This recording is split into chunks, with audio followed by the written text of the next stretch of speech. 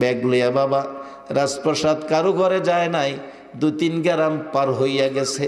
যারা কুরবানি দিছে বাবা ব্যাগটা লইয়া কুরবানি দাতার ঘরের দুয়ারে এতিমের মতো হাত বাড়াইছে। 2 টুকরা 3 টুকরা গোস্ত করে সারা দিন বাবা ঘুরে ঘুরে জমায়া সন্ধ্যার দিকে 5-6 কেজি গোস্ত লইয়া বাড়িতে আইছে। বিবি গোস্ত রান্না কর, আমার সন্তানের মুখে কুরবানির গোস্ত দে। যে বাবা বাড়ি বাড়ি হাত বাড়াইয়া কুরবানির গোস্ত টুকাই না খাওয়াইছে, এই বাবা কবরে আজকে সন্তানের অবস্থা ভালো, 1.5 লক্ষ টাকা দিয়া কুরবানি দেয়, বাবা তো একটা নজর দেখলো না। এই বাবার জন্য আজকের মাহফিলে, ওই মার জন্য আজকের মাহফিলে 2টা হাত বাড়াইয়া 2টা চোখের পানি ছেড়ে ছেড়ে আল্লাহর শিখানো দোয়া তালাওয়াত করা, রব্বির হামহুমা কামা রব্বায়ানি সগীরা। নামাজের পরে সবচেয়ে ভালো কাজ হলো এটা। এরে বাবারা, সামাউন ডাকছে, রে হাসান বসরি, জীবনে ভালো কাজ করার সময় নাই, সময় যদি থাকতো রে কালিমাটা পড়ে জীবনে ভালো কাজ করতাম। সামাউন বলছেন জীবনে ভালো কাজ করার সময় নাই, কালিমাটা পড়লে লাভ হবে কি? হাসান বসরি বলেন জান্নাত পাবেন। জান্নাত পাবো গ্যারান্টি কি? গ্যারান্টি দিলেন মান ক্বালা লা ইলাহা ইল্লাল্লাহু ফাদাখালাল জান্নাহ। আমার নবীর দেওয়া গ্যারান্টি তোমাকে শোনায়া দিলাম। সামাউন বলেন হাসান বসরি রে, আমি কালিমাটা পড়ব, তুমি একটা গ্যারান্টি দাও, আমি যে কালিমা পড়লে জান্নাতি হব, একটা গ্যারান্টি দাও। কি গ্যারান্টি? কাগজের মধ্যে লিখিত দাও। কাগজের মধ্যে লিখিত দিলেন, আমার নবীর কালিমাটা পড়লে সামাউন জান্নাতি হবে। হাসান বসরি বলে দিলাম, এই কালিমাটা পড়লে জান্নাতি হবে, আমি হাসান বসরি বলে দিলাম। কাগজে লিখিত দাও। লিখিত দিলেন। এই সামাউন কাগজ হাতে লইয়া ডাকে, হাসান বসরি রে, আর দেরি করিস না, দে দে আমার কালিমা পড়াইয়া আখিরি নবীর উম্মত বানাইয়া দে। আখিরি নবীর উম্মত হইয়া আমার জীবন ধন্য করি। তারা আখিরি নবীর উম্মত হইয়া কালিমা পড়ে জীবন ধন্য করত, আর আমরা আখিরি নবীর উম্মত হইয়া করি দলাদলি। দলাদলি তো ইসলামে নাই।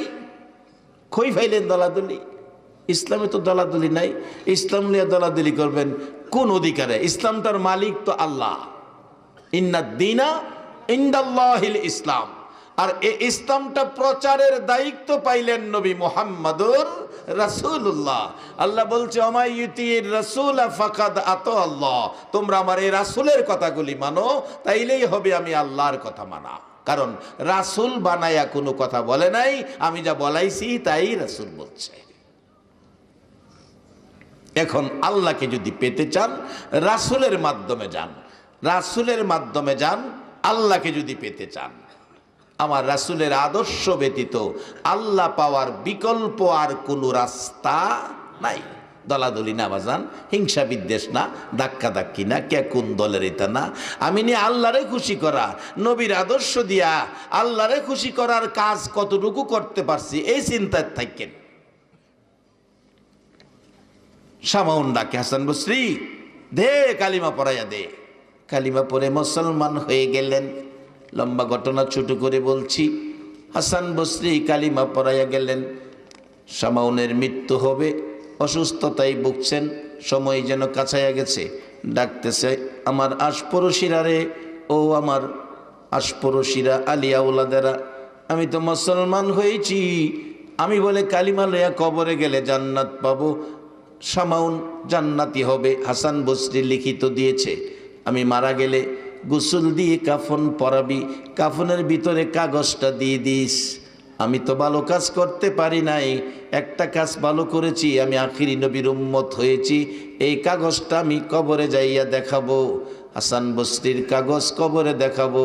সামাউনের মৃত্যু হয়ে গেলে কথা মতো গোসল দিয়ে কাগজটা কাফনের ভিতরে দিয়ে কাফন করে জানাজা পড়ছে। জানাজা শেষে দাফন করেছে কবরে। মানুষ কবর ছাড়ো বলে চলে গেলেন। রাত্র গভীর। হাসান বসরি রহমাতুল্লাহ আলাইহি ডাকে, রে পৃথিবীর মানুষেরা, আমি ঘুমের ঘরে ঘুমিয়েছি, স্বপ্ন যুগে দেখি শামাউন জান্নাতি পোশাক পরে আমারে আইসা ডাকতেছে, এরে হাসান বসরি, এই লও তোমার কাগজ, তোমারে দিয়ে যাই। হাসান বসরি রে, তোর কাগজ আমার প্রয়োজন পড়ে নাই রে হাসান বসরি, আমি যেই নবীর কালিমা পরে কবরে গেছি রে, এই নবীর কালিমার বলে আমি জান্নাতি হইয়া গেছি। যেই নবীর কালিমা লইয়া কবরে যাওয়া মাত্র জান্নাতি হয়ে যায়, সেই নবীর উম্মত হইয়া জান্নাতে যাওয়ার পথে থাকা বলুন আমাদের দরকার আছে কিনা? বাবারা, কিভাবে জান্নাতের পথে থাকবেন? আল্লাহ তো আপনাদেরকে জান্নাতের কথা ঘোষণা দিয়েছে। আমার নবী বলেছে বাল আহিয়াউন, কোরআন শরীফে বলেছে বাল আহিয়াউন ইনদা রাব্বিহিম ইরজাকুন। তোমরা ওই পথে চইলা কবরে আসো, আমি আল্লাহ আখিরি নবীর উম্মতের 3 বেলা কবরে খানা খাওয়াবো। আমার নবী বলেছে আদ-দুনিয়া ও মাজরাতুল আখিরা, দুনিয়াটা আখিরাতের বাজার। আমার আল্লাহ কয় বন্ধু গো, কোথাও বাজারের কথা কইলা না, রুহের জগতে বাজারের ঘোষণা দিলা না, মার পেটে বাজারের ঘোষণা দিলা না, কবরে বাজারের ঘোষণা দিলা না, হাসরে বাজারের ঘোষণা দিলা না, দুনিয়াটার যখন বাজারের ঘোষণা দিছ, আল্লাহ ডাকতেছে বন্ধু গো, আমি আল্লাহ তোমার এই বাজার কবুল করে নিলাম। রে বাবারা, এই নবী যা কয় তাই আল্লাহ কবুল করে নেয়। যার বাস্তব একজন মশহুর সাহাবী, যার নাম আব্দুর রহমান, উনি একটা বিলাইয়ের বাচ্চা পালতেন। বিলাইয়ের বাচ্চাটা কোলে রাখেন, হাতে রাখেন, আদর করেন, পাশে পাশে রাখেন। একদিন বিলাইয়ের বাচ্চা কোলে লইয়া অনিচ্ছাকৃতভাবে নবীজির সামনে গেছে গা। আমার নবী ডাকিয়া আবি হুরাইরা, ও বিলাইয়ের বাপ। মানুষ কি বিলাইয়ের বাপ হইতে পারে? নবী তো কইলেছে ইয়া আবি হুরাইরা, ও বিলাইয়ের বাপ। আমার আল্লাহ কয় বন্ধু গো, আব্দুর রহমান রে বিলাইয়ের বাপ কইছ, আমি আল্লাহ বিলাইয়ের বাপ হই মাইনা নিলাম। আজ থেকে আব্দুর রহমান বিলাইয়ের বাপ আর আব্দুর রহমান কইতাম না।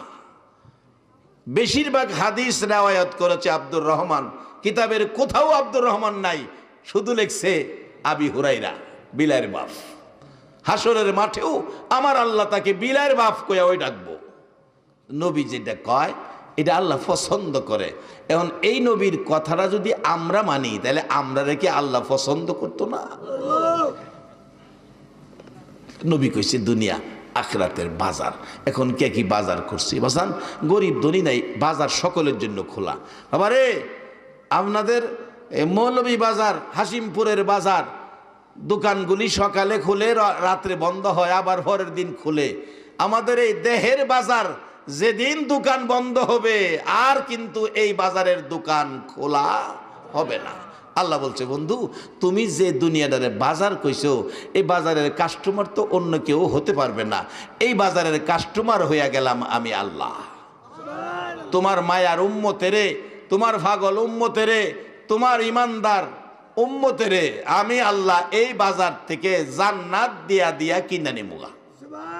কোরআন শরীফ, ইন্নাল্লাহ আশতারা মিনাল মুমিনিনা আনফুসাহুম ওয়া আমওয়ালাহুম বিআন্না লাহুমুল জান্নাহ। জান্নাত দিয়া আমি কিনা নিমুগা। আসুন, এই জান্নাত দিয়া কিনবো কারে? এই যে দেখেন একবারে শেষ পর্যায়ে নবীর বাজার থেকে জান্নাত দিয়া কিনবে আমার আল্লাহ কাকে?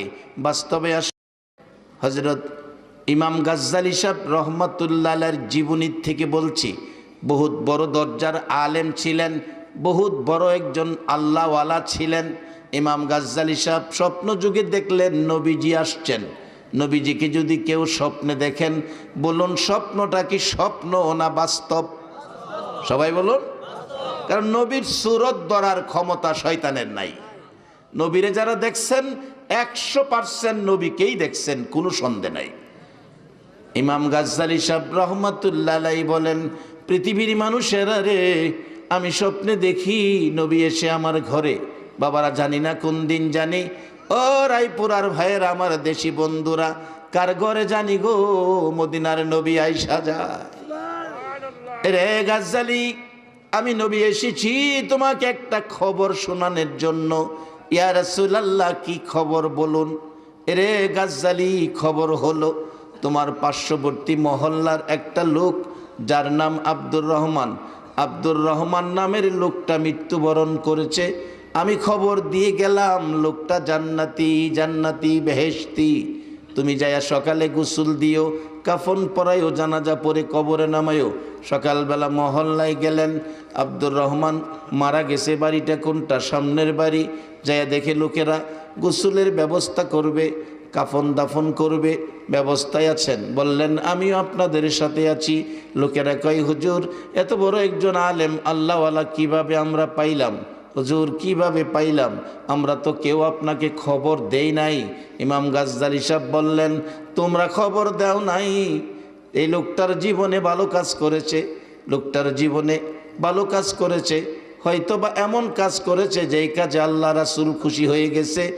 রে আব্দুর রহমানের আলী আওলাদেরা, আমারে মদিনার নবী এসে খবর দিয়ে গেছে, নবীজির খবর পাইয়া আমি এসেছি রে।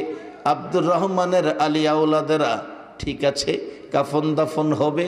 কাফন দাফনের আগে বলতেছে লোকটা জীবনে কি আমল করেছে যার বিনিময়ে নবী এসে খবর দিয়ে গেল। লোকেরা কয় হুজুর লোকটা একজন কাঠমিস্ত্রি, এর বাইরে তো আর কিছু জানি না। তাহলে তার স্ত্রীর সাথে কথা বলতে হবে, পর্দা করে দাও। পর্দা করে দিলেন। পর্দার ভিতরে স্ত্রী, বাহিরে ইমাম গাজ্জালী। প্রশ্ন করে মা, তোমার স্বামী জীবনে এমন কি আমল করেছে যে আমলের বিনিময়ে নবী এসে জান্নাতের খবর দিয়ে গেল? ইমাম গাজ্জালী সাহেবের প্রশ্নের জবাব দিচ্ছে মহিলা, হুজুর আমার স্বামী একজন সাধারণ শ্রমিক, সাধারণ কাঠমিস্ত্রি, বড় আমল করতে আমি দেখি নাই। আমার স্বামী আলেম ছিল না, হাফেজ ছিল না, কাঠমিস্ত্রি ছিল। দুইটা আমল করতে দেখেছি।